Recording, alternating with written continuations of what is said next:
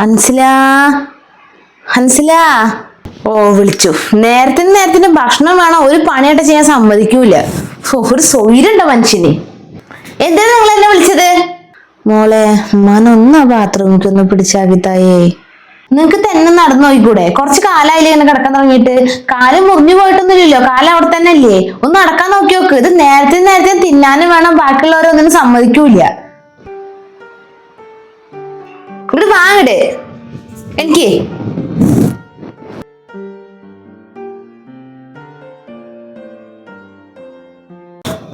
നോക്കുക, നിങ്ങളുടെ ഉമ്മി കിടന്ന് കിടപ്പ് കിടക്കാൻ തുടങ്ങിയിട്ട് കുറച്ച് കാലായില്ലേ? എനിക്കിനി വയ്യ നോക്കാൻ. ഇനി നിങ്ങൾ തീരുമാനിച്ചാൽ ഞാനും കുട്ടിയോടെ വേണോ അതോ നിങ്ങളുടെ ഉമ്മ വേണോ നിങ്ങൾക്ക് തീരുമാനിക്കാം. എന്താ മനസ്സിലാ നീ പറയണത്? ഉമ്മാക്ക് നടക്കാൻ വയ്യല്ലോ. ഈ നടക്കാൻ വയ്യാത്ത ഉമ്മാനെ കൊണ്ട് ഞാൻ എവിടെ പോവാനാണ്? ഉമ്മാക്കൊന്ന് നടക്കാനൊന്ന് വൈക്കട്ടെ, എവിടെ വെച്ചാ കൊണ്ടാക്ക. അതുവരെ നീ ഒന്ന് ക്ഷമിക്കേ. എങ്ങനെ പോയാലും സമാധാനം ഇല്ലാച്ച എന്താ ചെയ്യാ? എന്റെ ജീവിതം ഇങ്ങനെ സമാധാനം ഇല്ലാണ്ടായി പോയി. ഓ ക്ഷമിക്കണേനൊക്കെ ഒരു പരിധിയുണ്ട്.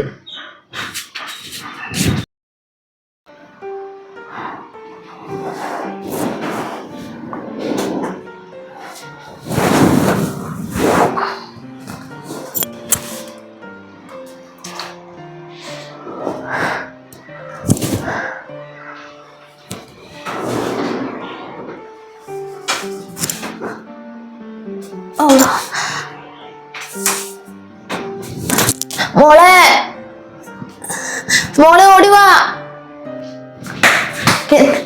എന്ത് നിങ്ങൾ കാണിക്കും? നിങ്ങളല്ലേ ഇപ്പൊ ബാത്റൂമിൽ പോയ? എന്താ നിങ്ങളുടെ പ്രശ്നം?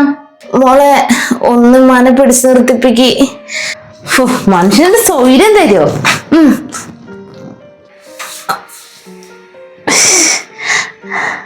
നിങ്ങളിപ്പോ എന്തിനാ അവിടെ എണിച്ച്? ഞാനിപ്പോ അവിടെ ആക്കിയിട്ട് അവിടെ പോയല്ലുള്ളൂ. അത് പിന്നെ മോളെ ഉമ്മ ഒന്ന് തന്നെ നടന്നു നോക്കിയതാണ്. നടക്കാട്.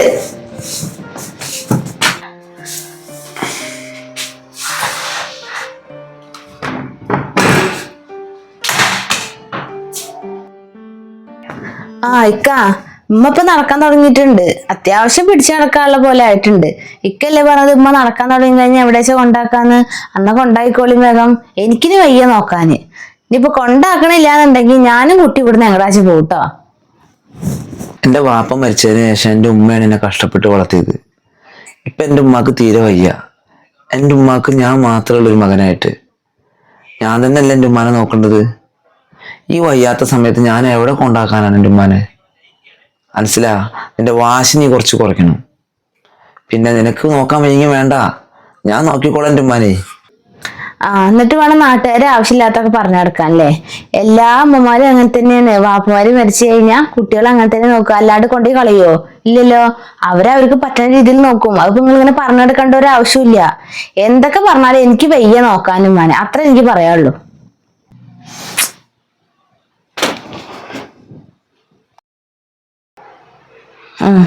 ഉമ്മയുടെ കാലുവേദന ഇപ്പൊ എങ്ങനെയുണ്ട്? കാലുവേദന ഇപ്പൊ ഇത്തിരി കുറവുണ്ട് മോനെ. എന്നാ നാളെ രാവിലെ നമുക്കൊരു സ്ഥലം വരെ പോകട്ടുമ്മ. അതെ, ശരി മോനെ, പോവാ.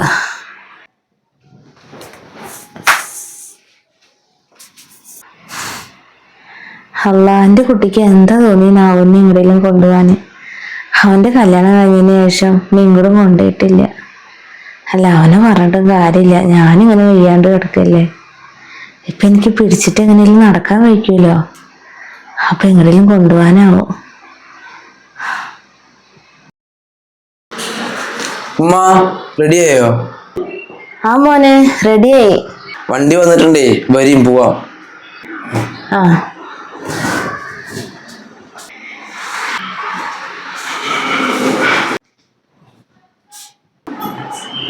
അതാ അപ്പൊ അൻസലിയും കുട്ടിയും വരുന്നില്ലേ?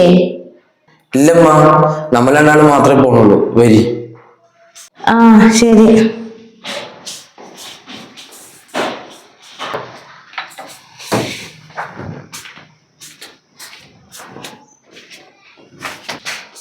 ശല്യം പോയി.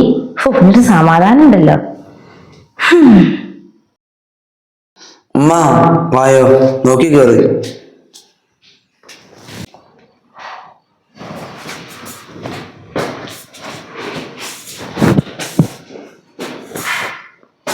ഇനി മുതൽ ഉമ്മ ഇവിടെയാണ് താമസിക്കുന്നത്. അൽഹംദുലില്ലാ. എന്റെ മകൻ എവിടെയാണ് താമസിക്കുന്നത് അവിടെ താമസിക്കാനാണ് ഉമ്മാക്ക് ഇഷ്ടം. അത് എവിടെ ആയാലും കുഴപ്പമില്ല. ഇല്ലമ്മ, ഞങ്ങളിവിടെ ഇല്ല, ഉമ്മ മാത്രമാണ് ഇവിടെ താമസിക്കുന്നത്. നിങ്ങളില്ല ഇപ്പൊ ഇവിടെ? അപ്പൊ എന്നെന്തിനാ ഇങ്ങോട്ട് കൊടുന്ന്? ഇത് ഏതൊക്കെ സ്ഥലം? ഇത് വൃദ്ധസദനാണ് ഉമ്മ.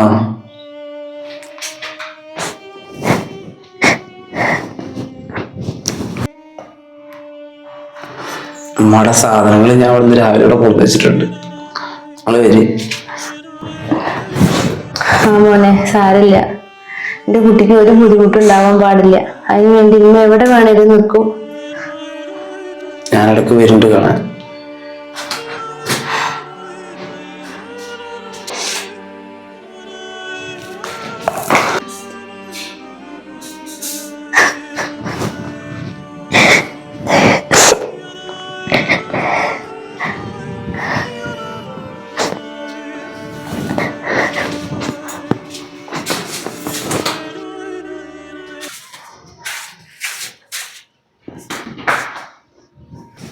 എന്തായി, കൊണ്ടാക്കിയോ? ആ, ആക്കി. ഓ, ഇപ്പോഴാണ് എനിക്കൊരു സമാധാനമായത്. എന്നാ വരെയും ചോറ് എടുത്ത് വെക്കാം. വാ.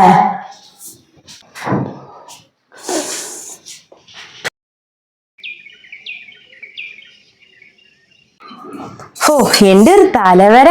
ഒന്നൊഴിയുമ്പോ വേറൊന്ന്. എനിക്ക് അവിടുന്ന് കഞ്ഞി കുടിക്ക.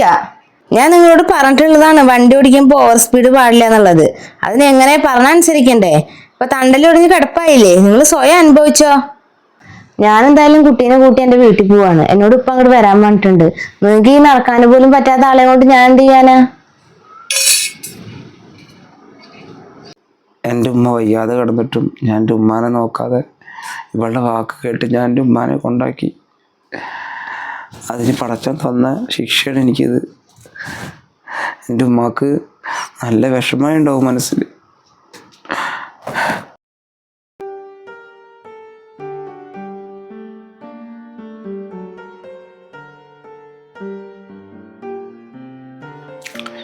നിഷാദേ, നീ ഒന്നും കഴിച്ചിട്ടില്ലല്ലോ. നിനക്ക് ഞാൻ ഭക്ഷണം കൊടുത്തിട്ടുണ്ട്.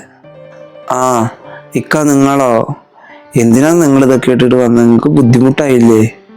എന്നാലും നിന്റെ ഭാര്യക്ക് ഇങ്ങനെ കണ്ണിച്ചോരില്ലാണ്ടായി പോയല്ലോ. ഈ അവസ്ഥയിൽ നിന്നിട്ടിട്ട് അവള് പോയില്ലേ? പോളൊരു പോട്ടക്കാ. ഇക്കാക്ക് ഇപ്പൊ ഒരു ബുദ്ധിമുട്ടായില്ലേ? നമ്മളൊക്കെ അയൽവാസികളല്ലടാ നിഷാദേ. ഈ അവസ്ഥയിൽ നീ ഇവിടെ ഇങ്ങനെ കിടക്കുമ്പോ നിനക്ക് ഭക്ഷണം തരാതിരുന്ന പടച്ചോൻ എന്നോട് പൊറുക്കൂടാ. നിന്റെ ഉമ്മയെ എന്നെ ഒരുപാട് സഹായിച്ചിട്ടുണ്ട്. അതൊക്കെ എനിക്ക് കണ്ടില്ലാന്ന് വെക്കാൻ പറ്റൂടാ. പിന്നെ ഈ ഫുഡ് നീ കഴിക്ക്, എന്നിട്ട് ഇവിടെ വെച്ചോട്ടെ പാത്രം. ഞാൻ പിന്നെ വന്നിട്ട് എടുത്തോളാം. ആ പിന്നെ എന്തെങ്കിലും ആവശ്യം ഉണ്ടെങ്കിൽ നൗഫൽക്കാന്ന് നീ വിളിച്ചാൽ മതി. അപ്പം ഞാൻ അങ്ങോട്ട് വരാട്ടോ.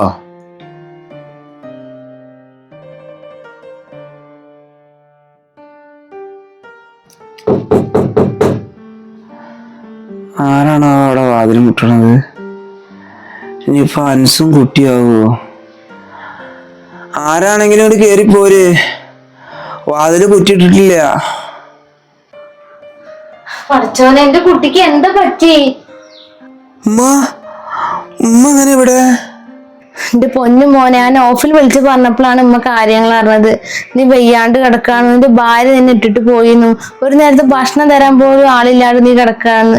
അത് കേട്ടപ്പോ ഉമ്മക്ക് ഒരു സമാധാനം ഉണ്ടായിരുന്നില്ലേ? അപ്പൊ അമ്മ ഓടി വന്നതാണ്.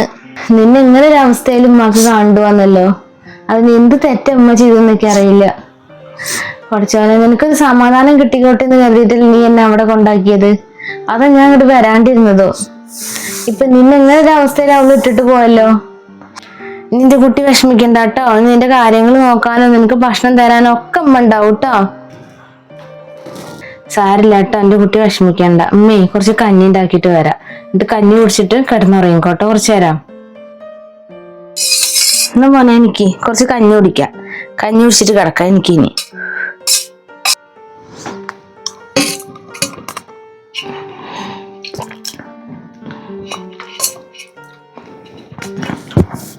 ഉമ്മ, നിങ്ങൾക്ക് എന്നോട് ദേഷ്യമുണ്ടമ്മ? എനിക്ക് അങ്ങനെ ദേഷ്യപ്പെടാൻ പറ്റിയ മോനെ?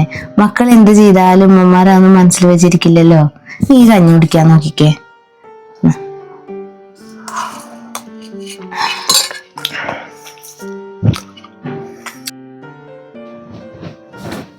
മോനെ എനിക്ക് മോനെ ആ ഡ്രസ്സ് മാറ്റി തരമ്മ. ആ ഡ്രസ്സ് ആകെ മുഷിനേക്കണു എനിക്ക്. ഉമ്മ അത് ചെയ്യുന്ന കണ്ടിട്ട് നീ വിഷമിക്കൊന്നും വേണ്ട കേട്ടോ. മക്കൾ എത്ര വലുതായാലും ഉമ്മമാർക്ക് അവരെപ്പോഴും ചെറിയ മക്കൾ തന്നെയാണ്.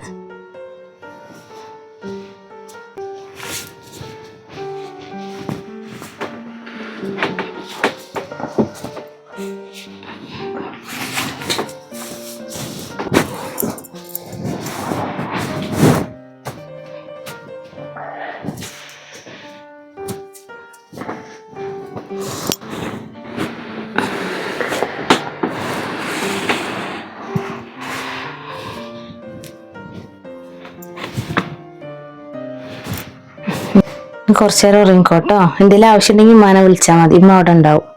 ഉമ്മയാണ് സ്വർഗം എന്ന് പറയുന്നത് എത്ര ശരിയാണല്ലേ. നമ്മൾ എന്ത് തന്നെ അവരോട് ചെയ്താലും അതെല്ലാം അവർ ക്ഷമിച്ച് നമ്മളെ പഴയ പോലെ സ്നേഹിക്കുന്നു. ഇങ്ങനെയുള്ള മാതാപിതാക്കളെയാണ് നമ്മൾ ഓരോരുത്തരുടെ വാക്കും കേട്ട് നമ്മൾ വൃദ്ധസദനത്തിൽ കൊണ്ടാക്കുന്നത്. നമ്മളുടെ കൂടെ ഉള്ളിടത്തോളം കാലം നമ്മളുടെ മാതാപിതാക്കളെ നമ്മൾ സ്നേഹിക്കുക.